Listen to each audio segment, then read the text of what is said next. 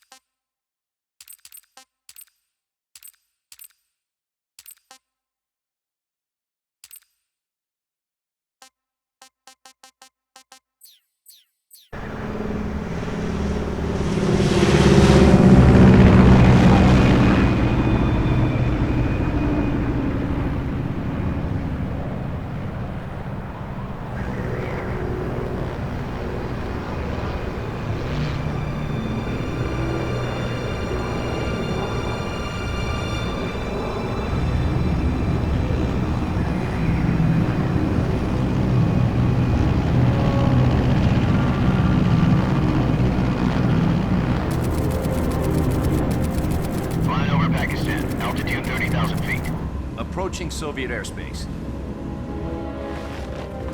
20 minutes to drop off. Commencing internal depressurization. Equipment check. Arm main parachute. All right. You ready to go? Drop zone still showing a high pressure mass. Cav okay. Good. We've got high visibility.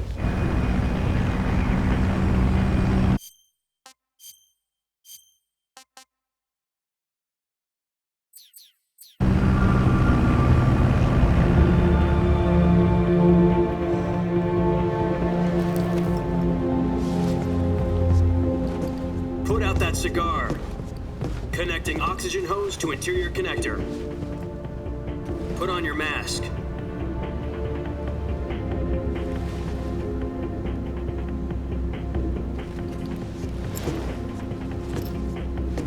Does this panty waste know what he's doing? Approaching release point. 10 minutes to drop off. Hey, are you deaf? He said put out the cigar and put on your mask.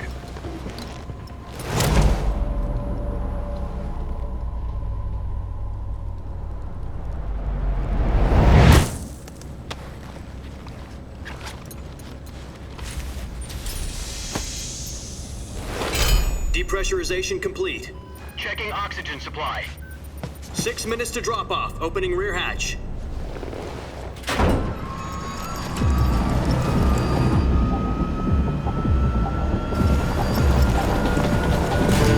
Sunrise.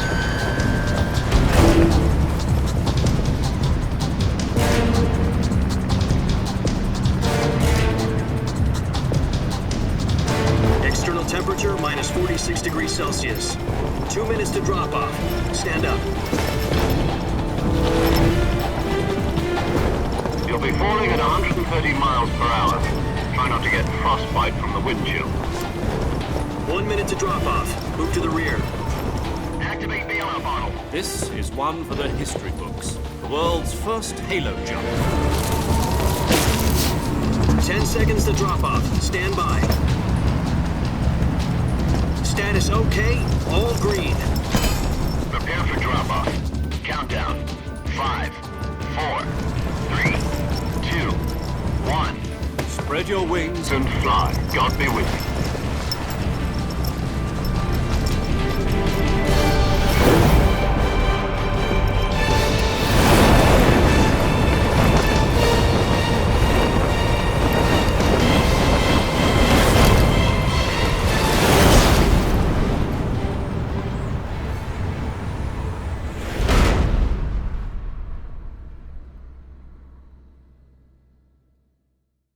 Jack, I've got some important news.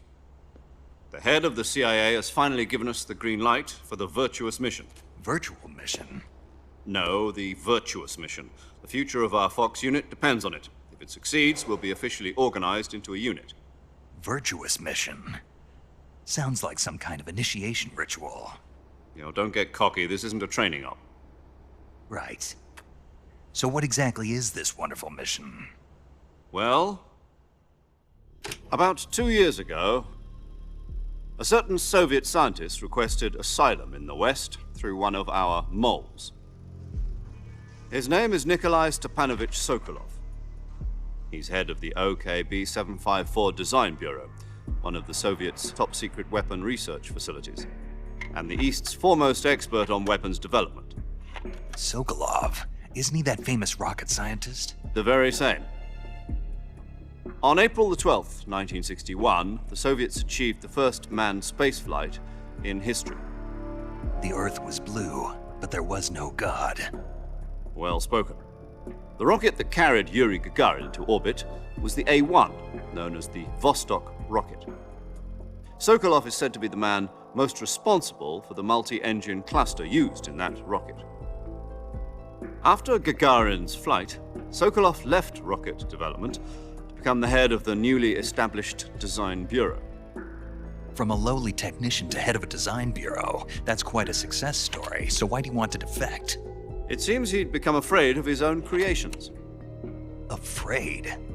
Call it a crisis of conscience. And for that, he left his country and his family behind and went over the fence? Not exactly. One of his conditions was that his family was also to be taken safely to the West. We used a mole to get the family out first and succeeded in sneaking Sokolov over the Berlin Wall shortly afterwards. I was the one who conducted the operation. The security on the eastern side was still full of holes back then. Then what? We got Sokolov over in one piece, but the whole ordeal had left him exhausted, and we checked him into a hospital in West Berlin. It took him 2 weeks and more than 600 miles to get from the research facility in the Soviet Union to Berlin. He was in no condition to say anything coherent. And it was only a week later that we had something much bigger on our hands. The Cuban Missile Crisis.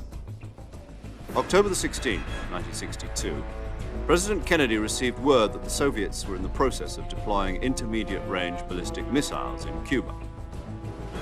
The President demanded that the Soviets dismantle and remove the missiles. At the same time, he announced a naval blockade to prevent further missile shipments from reaching Cuba. But the Soviets didn't back down, instead placing their armed forces on secondary alert. Soviet transport ships carrying missiles continued on course towards Cuba. US and Soviet forces went on alert for an all-out nuclear war. Frantic negotiations were conducted through the UN's Emergency Security Council and unofficial channels to end the hair-trigger standoff. Finally, on October the 28th, the Soviet Union agreed to remove its missiles from Cuba, and so the world avoided a nuclear holocaust. But in order to get the Soviets to pull their missiles out, we had to make a deal. You mean the one where the US agreed to remove its IRBMs from Turkey? No. The Jupiter IRBMs deployed in Turkey were obsolete, and we were going to get rid of them anyway. They had no strategic value whatsoever to either the US or the Russians. The Turkey deal was a ruse, a cover story that was fed to the other intelligence agencies around the world. So what did the Russians really want? Sokolov. They wanted us to return Sokolov. You mean the Soviets pulled out of Cuba just to get their hands on Sokolov? That's right. What the hell was he working on? At the time, we had no idea. We were running out of time. It was either give up Sokolov or risk full-scale nuclear war. In the end, we had no choice. President Kennedy gave in to Khrushchev's demand. The next day, I got Sokolov out of the hospital, handing him over to agents on the eastern side. Sokolov kept on screaming, "Save me," until he disappeared from my sight. Then a month ago, we received some new information from one of our moles. About Sokolov? Yes. He was taken back to the research facility and forced to continue working on the weapon in question under KGB supervision. What's more, it's on the verge of completion. So what kind of weapon is it? Something to do with space rockets? No, missiles. Same technology. I guess you're right. We don't know the details, but it appears to be a new kind of nuclear device. For half a year now, the Soviets have been conducting frequent nuclear tests at Semipalatinsk. Something to do with the weapon, I assume. We're talking about a secret weapon so big that Khrushchev was ready to pull out of Cuba to get it back. Is Sokolov still in the facility?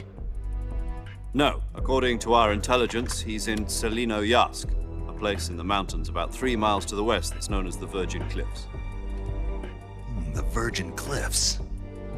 Nice name for a virtuous mission. They moved him there just recently. Why? Apparently, they're conducting a field test of the weapon, but it's our best chance to get him back. This mission would never have been possible if he was still in the research facility. This is our last chance. Sokolov must have known that too when he contacted us.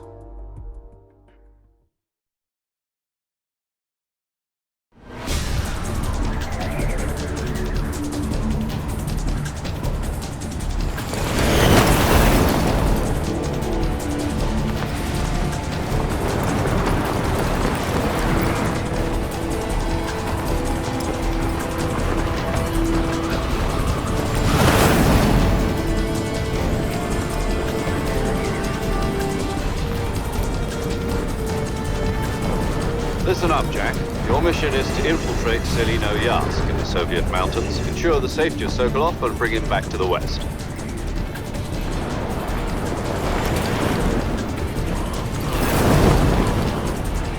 If we don't get Sokolov back before that weapon is complete, we'll be facing a major crisis.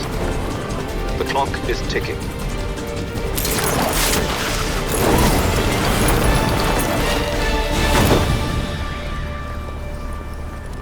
Once we've confirmed the rescue of Sokolov, stand by at the recovery point.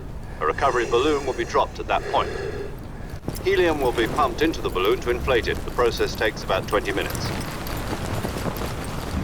Once it's complete, the gunship's arm will latch onto the balloon and pull it up. The Fulton surface-to-air recovery system. I'm familiar with the theory.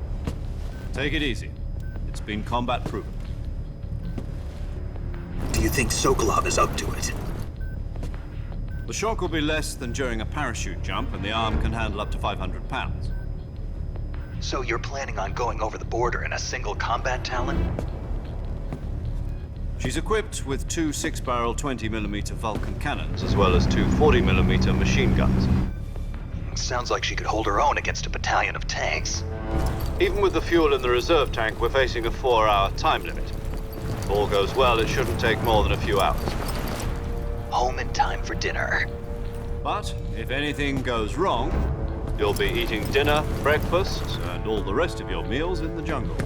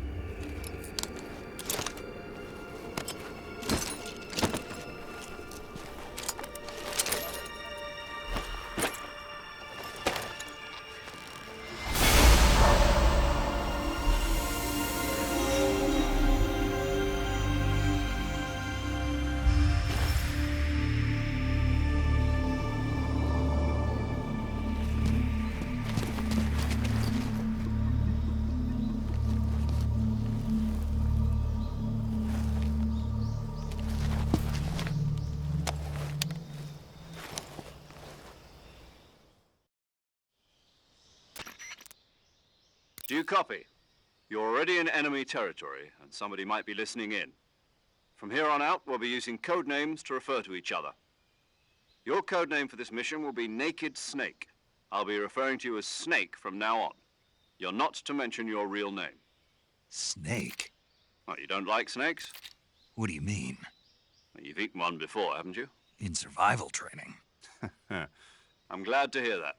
I don't know if I'd ever order one in a restaurant, but... Be careful, you might not have a choice. What about you, Major?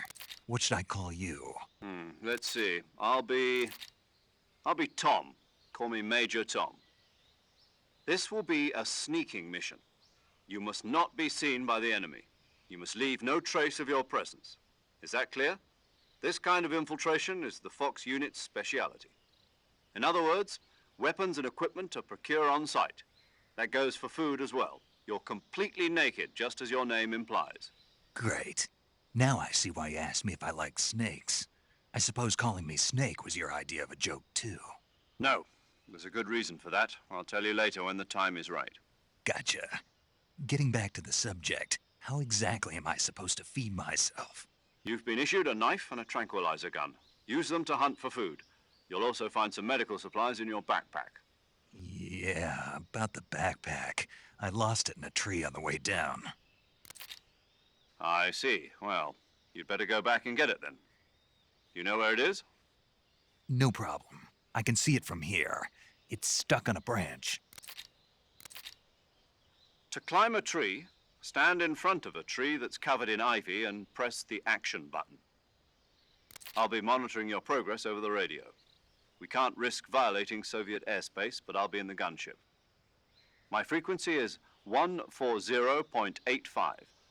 I'll give you a call if I need to talk to you. If you need to talk to me, use the send function. Okay, Snake, go get your backpack.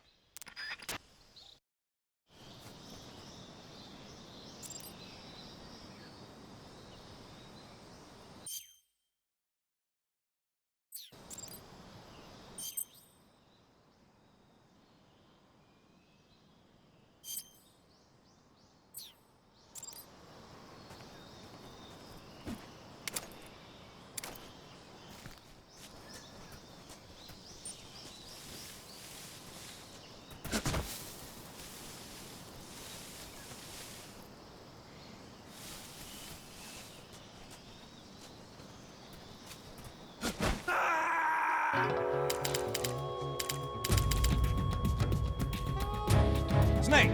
What's your status? Snake! Snake!